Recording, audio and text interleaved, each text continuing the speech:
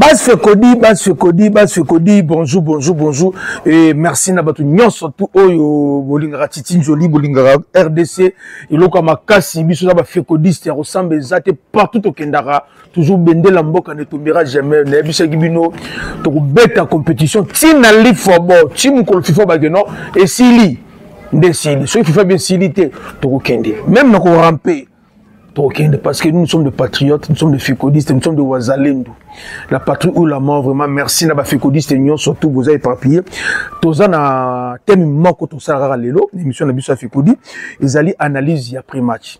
Otala ki match ndenge betamaki, ndenge zalaka. Alors, mututu oyo nyon surtout, mbala liboso, a tombé une émission oyo, même si on rattrape bloc belé. Alors, c'est l'occasion, il y a cause à la scotché branché, vous suivre l'émission, tout ça, la plaisir, n'en tout ça, tout ça, là, il tokia. Naza a besoin de commenter, vous aimez, vous partager. Naza, surtout, besoin de commenter, tant on veut dans l'émission oyo, parce que, avant tout, tu mets qui lobby, tu gagnes qui 1-0.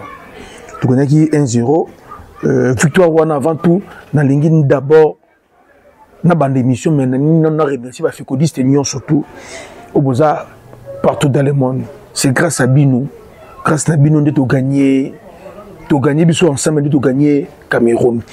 Moutouma côté a gagné Cameroun, nous a biso surtout, tous les na ligne de front pour nous combattre, pour nous soutenir l'équipe nationale na biso. Ba baza na kati ya mboka na intérieur mboka partout ba fécodiste et surtout. Na pesi bino merci na musala to sali biso nyonso to misusu na yeba ke zeko banga ndio na non la ta match te nazo banga na ngai na sungola Congo makoma na kota ngote ibandaki ku banga na to tuenda ku beta.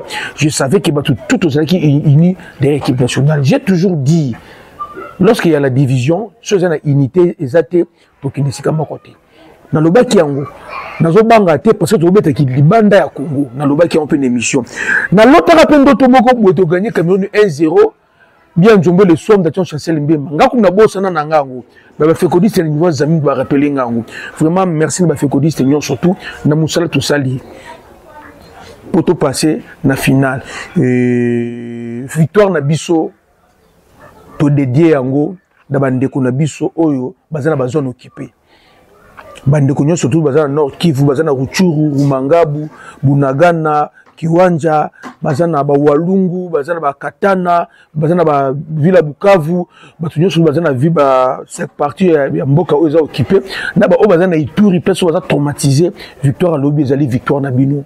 Bino vraiment, te dis on a Bino vraiment pour vous prouver que non nous sommes de cœur avec vous et nous tous nous sommes des Congolais.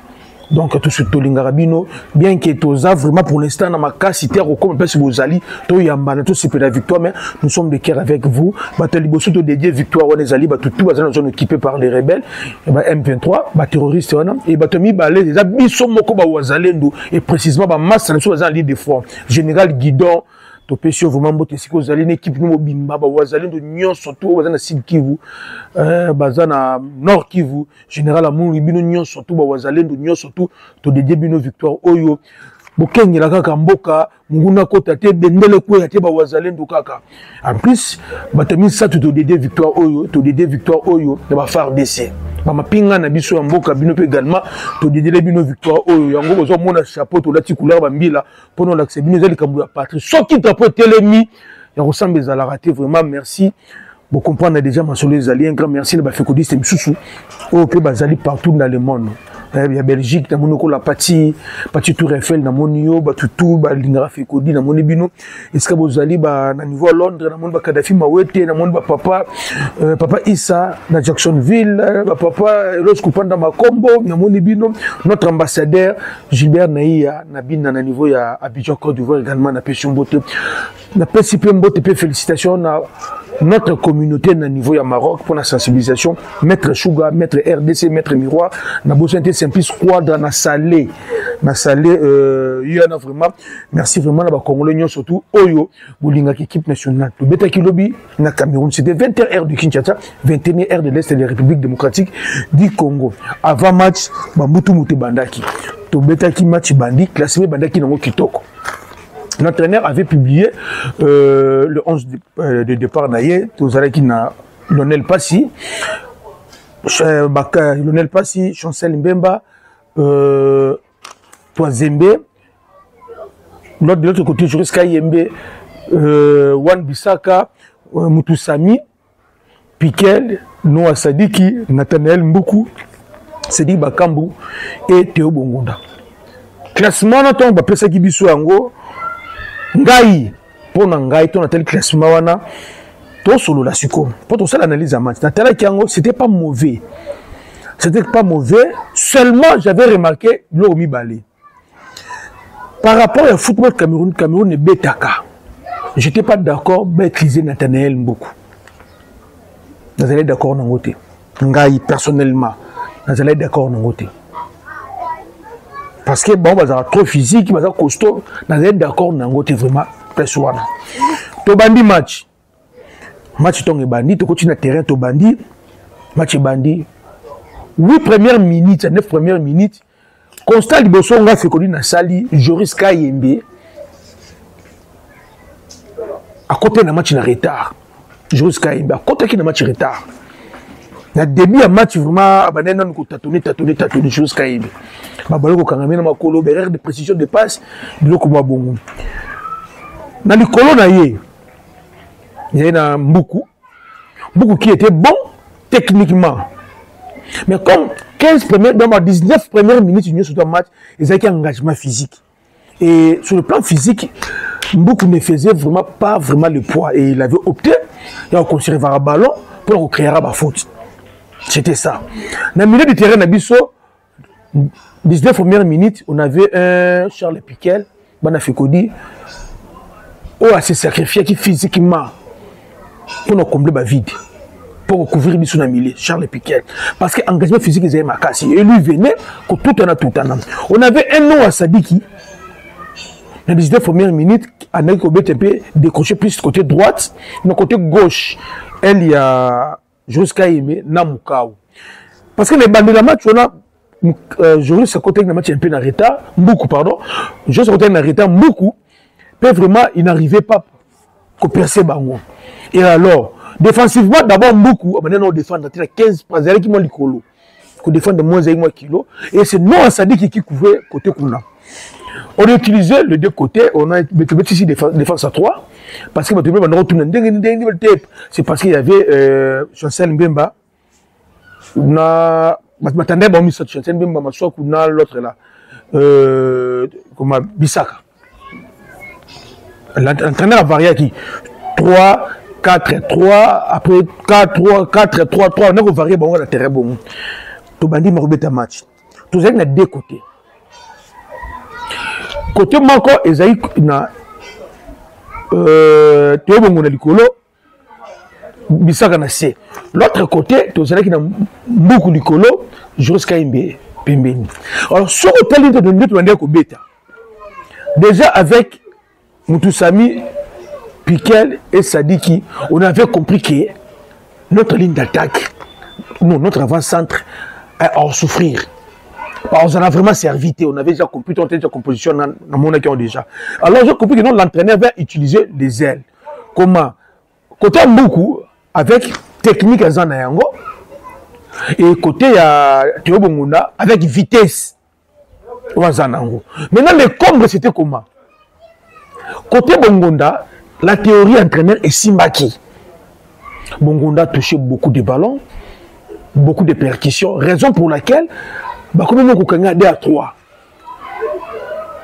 Mais Bongonda pêchait la finition. Finition peut-être assurance à Zayn Chabi. Mais Simbité parce que si Bongonda cherchait à trouver Bakambu, on allait marquer le but. La première mi-temps. Mais on a donné l'impression qu'il ne cherchait pas Bakambu. Apparemment, j'ai une assurance Naya au Chabi. J'ai toujours dit, bon, c'est l'homme de situation, surtout les Banata Nakati. Et Bongonda, à côté, il y avait percussion, vitesse.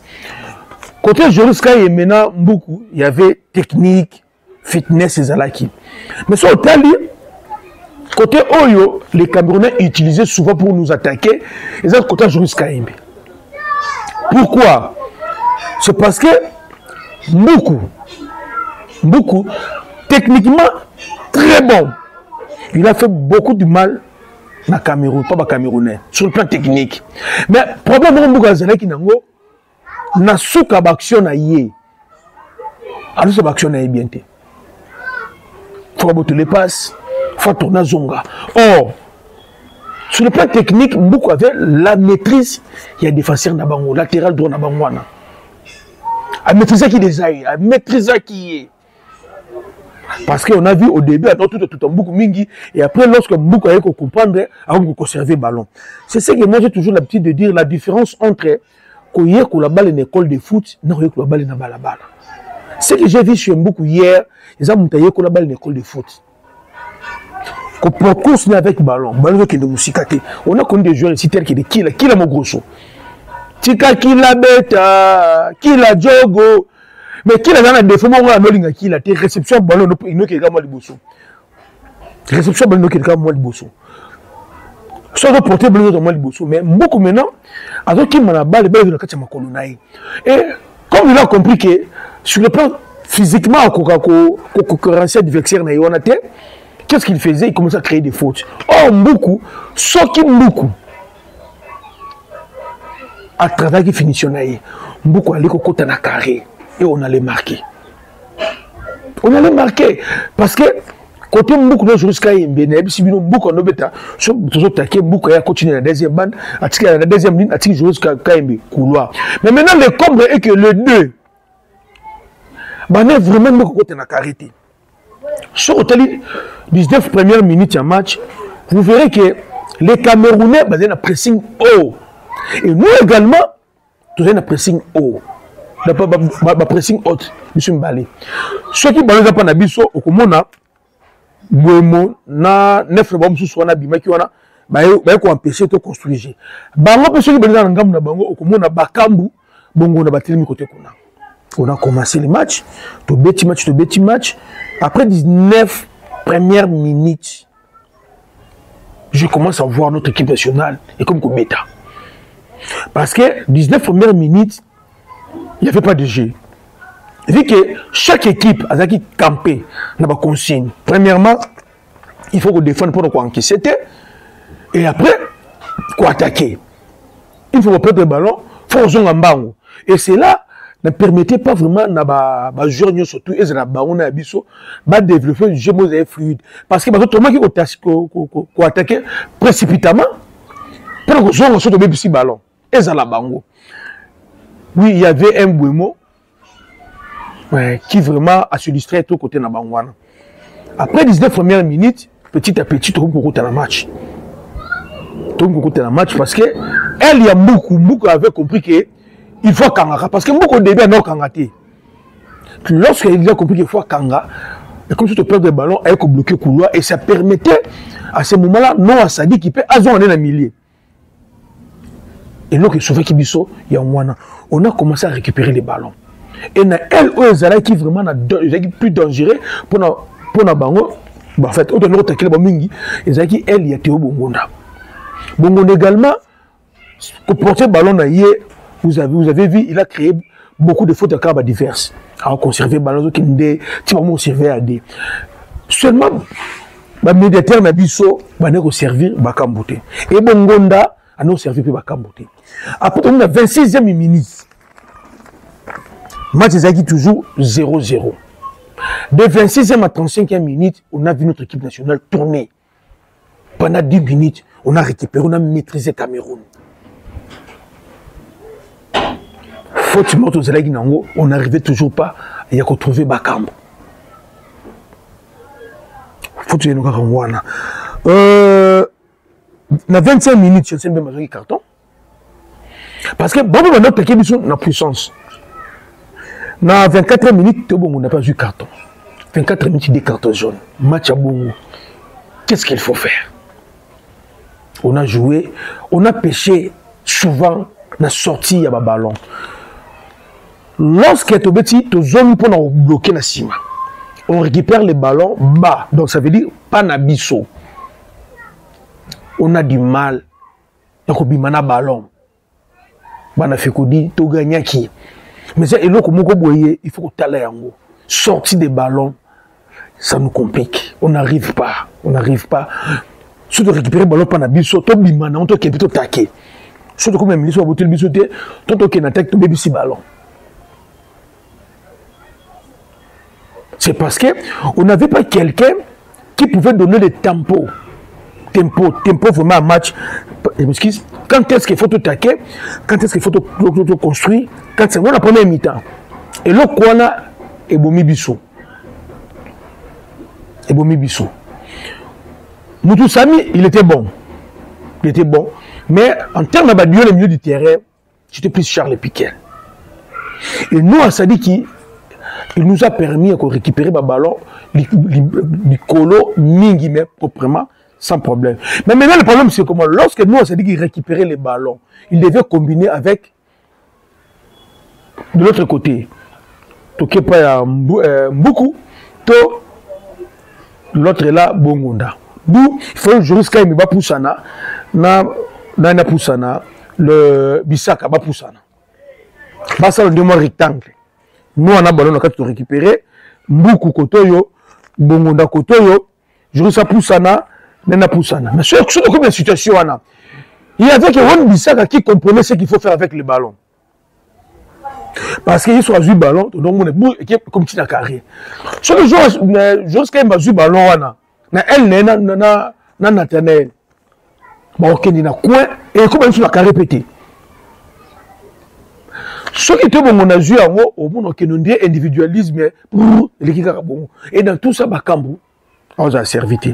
Or, sur tel match, il y a besoin de bêta qui lobby dans la les gens, dans le total match, na ndenge match bêta maki et non ndenge yo lingi match bêta. Sur tel match bêta maki, Bakambu a beaucoup travaillé. Bakambu a beaucoup travaillé, sauf que il n'a pas été servi, ni par beaucoup, ni par partir au Bongonda. Bakambu a beaucoup travaillé. Toi, na Simona Poto, dans le début du match, on avait vu un passi un peu hésitant pour continuer le match Mobiba à Rassuraki. L'autre est là, Masoku, comment, troisième B, impeccable. On a joué. Tokeyi, 45e minute, 0-0. Toti mi-temps, Tozongi, 58e minute. Puis quel abîme, c'était normal. Bah, tout est trop. Bah, comment qui a dominé Bissot, le milieu du terrain. Alors chez nous, on avait un problème. Marquage du milieu du terrain. Et Dimnaki. Et Moutou a accompagné le ballon de ligne d'attaque par Zalagi sous matin. L'entraîneur a cela qui choix Mokoboué, changement Mokoboué. Moi, je dis, il a payant. Il a fait sortir Piquet à 58e minute à côté ici Edo Kaembe. Edo Kaembe, lorsqu'il est venu box to box, a maîtrisé le milieu de terrain d'Abisso. Azo Kanga, Azo Betissa. Et comme ça, Edo Kaembe, Nano à Sadiki, des joueurs intelligents dans le milieu du terrain, et ça, qui est toujours souffle. Donc, ceux qui ont joué le ballon, et donc quand même commencer à donner les tempos. Ceux de perdre le ballon, à l'uniment, et donc ça permettait déjà à nous, à Sadik, Moutou Sami, de reconstituer le rideau défensif François Bosso. Ceux qui ont dans la deuxième mi-temps, les Camerounais, comment ils puissent le ballon, ils l'aillent. Parce que comme il est difficile, il y a qu'à passer, et donc quand même, na nous Sadiki autrement qu'on récupérer le ballon sans que ça soit faute et ben nous c'est la pression attaquée. Tokeyi 60e minute 0-0. À partir de la 60e minute mana fait dit j'ai vu faiblesse dans le Cameroun. Équipe à Cameroun bah comment qui vraiment essoufflé à partir de la 60e minute. Ligne d'attaque, il y avait que Bouemo qui jouait. Bouemo comme un Kolemba. Ou à côté qui wana Aboubaka. Avait un match. Bouemo Kolemba. Alors, le coach a compris ça. Moi, j'ai pensé que le coach aussi attend changement à 70e. Dans cette 4e minute, il y a Bimisi Bakambu.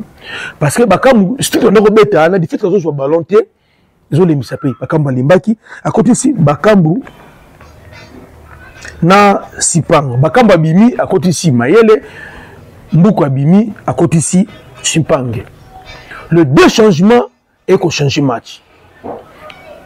Tomba Kochi Kaka, touche à ballon liboso, on a vu un Sipenga, comment il s'appelle? Un Sipenga, na style ya aimé que Sangama Mali. Comment je dis? Avant le ballon, avant l'information, il y a gauche et à droite, na simana. Une fois le ballon, donc, a eu bien comme ça na ballon. Et à la qualité à passer bien. Et Mayele a compris qui est. Je vis le deux, à côté, mais ils ont combiné le col va mettre à Bandakala. Et Sipeng étant un bon lié, un bon dribbleur, lorsqu'il a le ballon, objectif de Liboso, Luka va s'entraîner. Or, la première mi-temps, ce qui va venir que Luka Bakambu, Nenge, Sipeng a venir que Luka Mayele, Bakambu allait marquer les pieds. C'est ça la différence entre Mboukou et Bakambu. Les deux là, Mboukou et Luka Bakambu, qui est milieu. Nana pointe. Mais Sipeng, lorsqu'il est venu, Azo Luka Fisto Kala Mayele. Et Fisto Kala Mayele décroché à gauche. Pour Azon à droite avec le ballon, à Luka Rapoto. Koko Tenabora Mamabou, actuel de Bossou de Monakiwana. Mais les Camerounais, c'est un angoté. Après, deuxième montée naïe, les Camerounais ont compris il y a un problème ici. Mais où ça a changement? C'est moi qui entraînais Bango à rater qui changement. Joueur Abimi Saki, ce n'était pas Abima. Parce que c'est lui qui bloquait le couloir Wana et c'est lui qui a soit côté na carte et malmené sur la carte. Si j'ai nous entend Abimi si bah changement de tout ça qui s'est maquité. Tout. Tout bêti 88e minute Sadiki Abimi Mukawa Koti. Mukawa yako kuta edo kaembi avant 6 milliers. Mutusami ajoutant au paiement, Mukawa est venu avec technique. Parce que sur le plan physique, les Camerounais on met tout la physicité. Bah comment Koluka ba Luka individuel, comment Koluka Aboubakar na Bangwana, Koluka ba sauter milieu du terrain. Et à ce moment-là, notre force c'était défense Nabiso. Oui. On a évolué 90e minute, les Camerounais pensaient que Nabiso était additionnel. Or, c'était une erreur. Bon, fait qu'on dit. À partir de la 60e minute, il y a un tali dans le lobby. Il y a un bateau dans le terrain. Sauf qu'il y a une prolongation. Tobo Mabango. Pourquoi j'ai dit ça? Nathalie n'a pas Bango, je vais vendre Wana. Nathalie n'a pas je vais vendre Wana.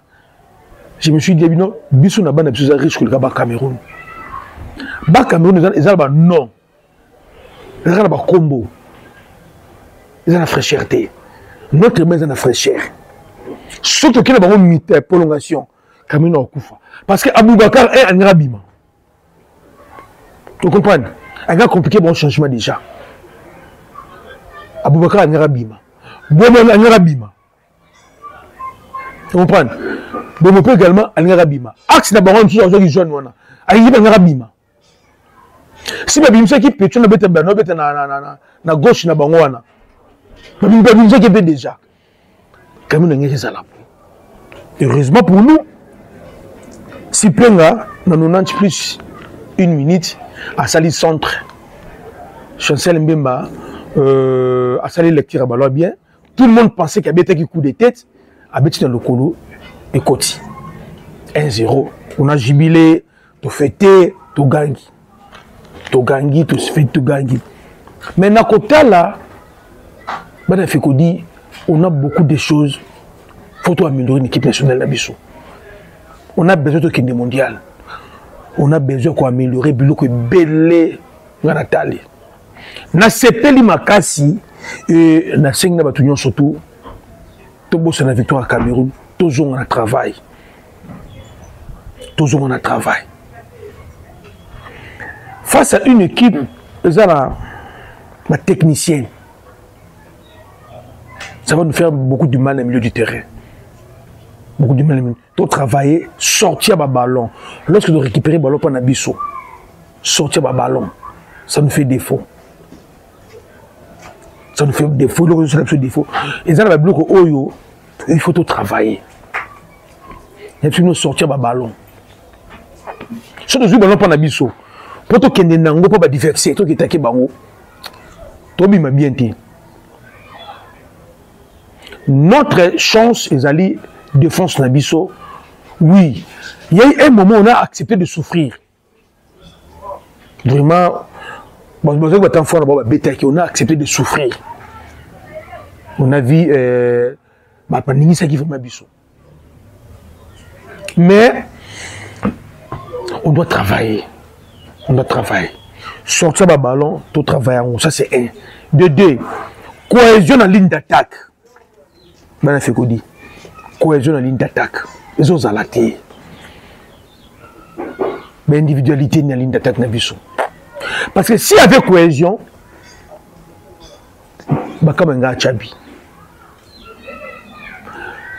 Bongonda, lorsqu'il avait décidé, quand il a passe pour Monaki, appel. Il faut cohésion dans la ligne d'attaque. C'est complémentaire. J'ai vu Bakambu de façon décrochée à droite, place à le centre. Et ça, ma position, tout le monde a fait Bakambu Nangote. Mais tout le monde qui a décroché à droite. Oh, Bakambu a choisi de Pembeni, à Kotika Bola, Kimba Nakati. Mais Bakambu a bimé Pembeni. Tant Bakambu a bimé Pembeni. Automatiquement, le médiateur n'a biso. Il faut remplacer Nakati. Il faut remplacer Nakati avant 5 ans. Mais c'est la mi-temps. La première mi-temps, et c'est la mi 2 fois. La deuxième mi-temps, c'est 2 fois. Il faut cohésion dans la ligne d'attaque Nabiso. Cohésion dans la ligne d'attaque Nabiso. Les petits Sipenga, flèche naïe, ils ont qu'un bien.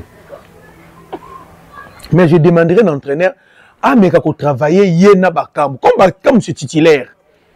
Le petit là ne peut pas continuer aux alarats en bas. Tu vas m'équiper non. Si tu as tiqué dans cette statue, il y a Jonker. Mais pas m'équiper dans nous.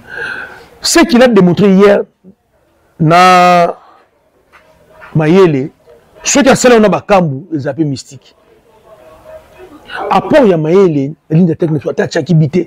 Mayele a sali que non, la défense camerounaise, il m'a donné à sous-sauter. C'est par là que j'ai regretté Petro Stroïkan, Mario Stroïkan, Bakebano, Paul José Mpoko.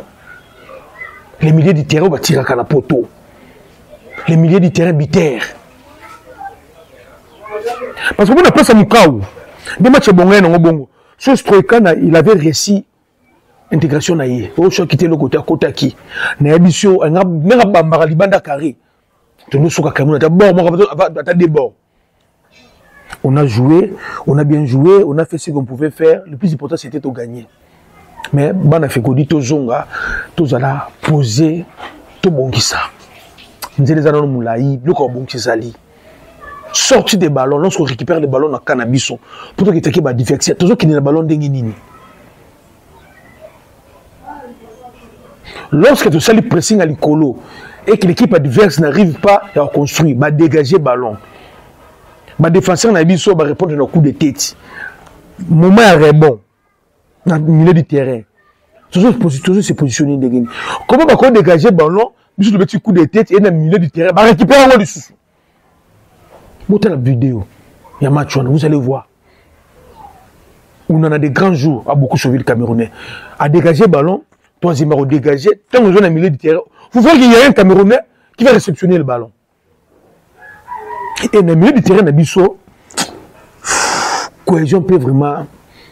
Maintenant, je me pose la question, est-ce que ce n'était pas pour un match dans le mental de joueur?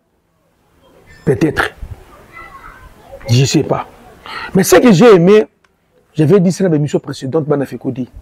Si on n'était pas capable de gérer le match sur le plan mental pendant 90 minutes, pendant physique pendant 90 minutes, ça ne sert à rien tout le temps en Cameroun. Moi, je suis étonné de voir.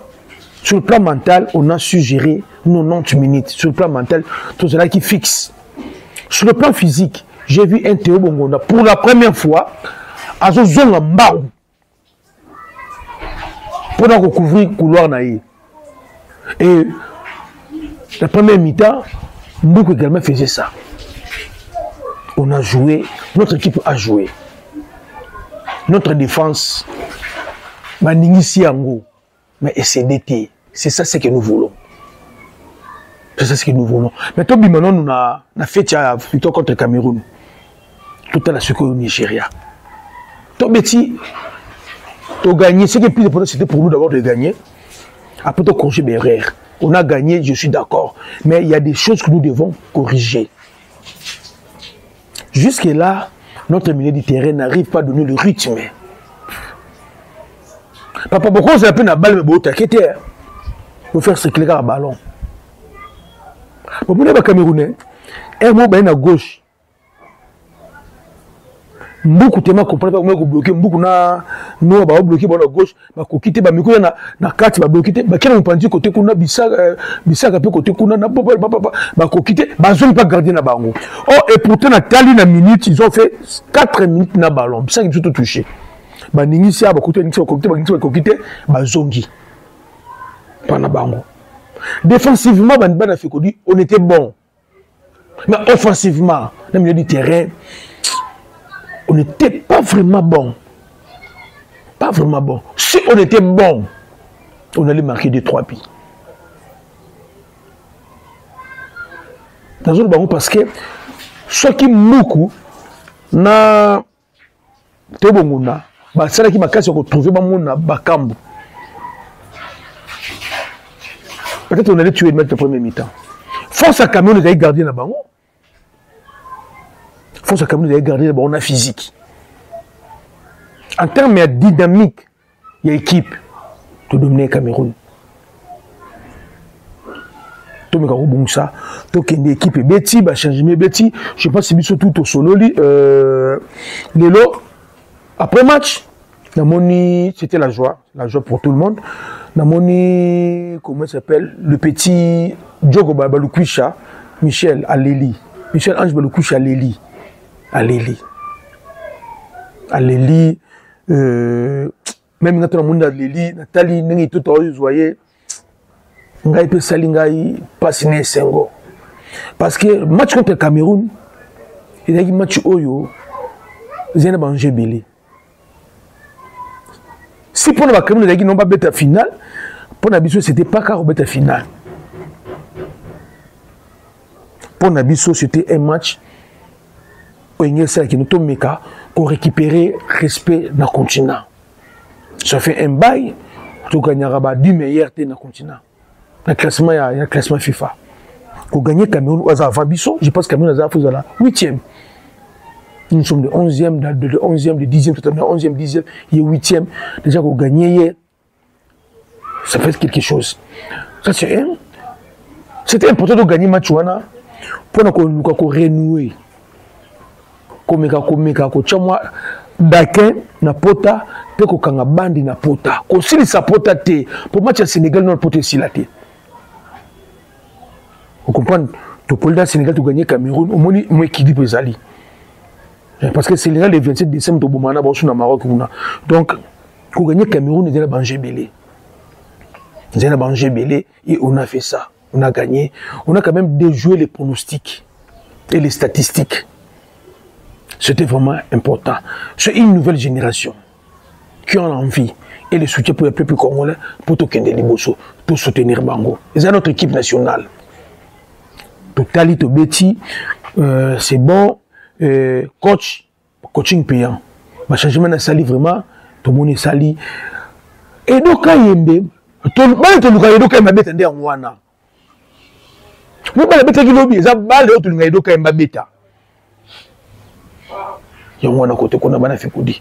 après match anniversaire, conférence de presse, il y a un entraîneur à lobby. Oui, à lobby, oui, il y a un moment où on avait souffert défensivement. Oui, on avait souffert défensivement parce qu'on devait être prudent. On devait être prudent. Entraîneur à bon côté, notre première mi-temps est compliqué. Pour Nabango. Entraîneur à bon lobby. Parce que après 19e minute, pour une 25 minutes, on avait récupéré le match. Et compliqué Bango. Sauf qu'Akake, on n'arrivait pas à trouver Bakambo. Si on arrivait à trouver un avant-centre, on allait marquer. Leur entraîneur a lobby que non, va souffrir dans la première mi-temps. Va souffrir parce qu'après 20 minutes, tu récupérais qui match. Mais on n'avait pas su trouver Bakambo. Et on n'avait pas un maître du jeu, un maître à jouer dans le milieu du terrain ou à qu'on servi Bakambo. Dans la mi-temps, après conférence de presse, en adversaire, coach de sabre, à ça les discours, à ce discours, à un biba jouer surtout, il est très content de jouer surtout. Mais mon souci, moi, c'était de bosser une victoire vite. dans notre attitude de coach, j'ai remarqué directement que non, le coach, après le festival, le joueur, a dit que non, on oublie demain, on a 19h entraînement Zali. On a 19h entraînement Zali. Le on a 19h, le pas en entraînement. Donc, entraîneur à Bossaniango. Félicitations à Badjogo surtout. Donc, ça, Bossali, soutien moral à la côté Kuna, Matutu Bolingara Fekodi, Nebisibino, et Songwezala.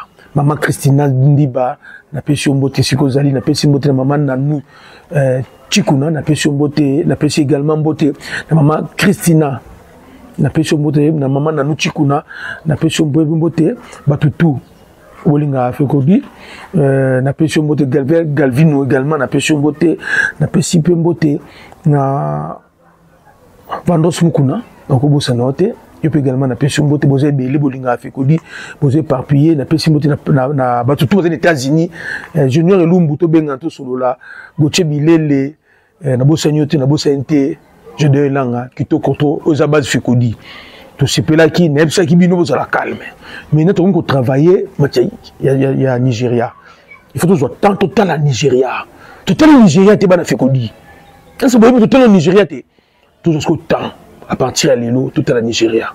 Tout ça là-bas, recherche sur Nigeria. Après, tu as sur le plateau, tu développer. Toujours humble. Toujours humble. Humble. Humble. Merci de m'avoir fait surtout. Bye.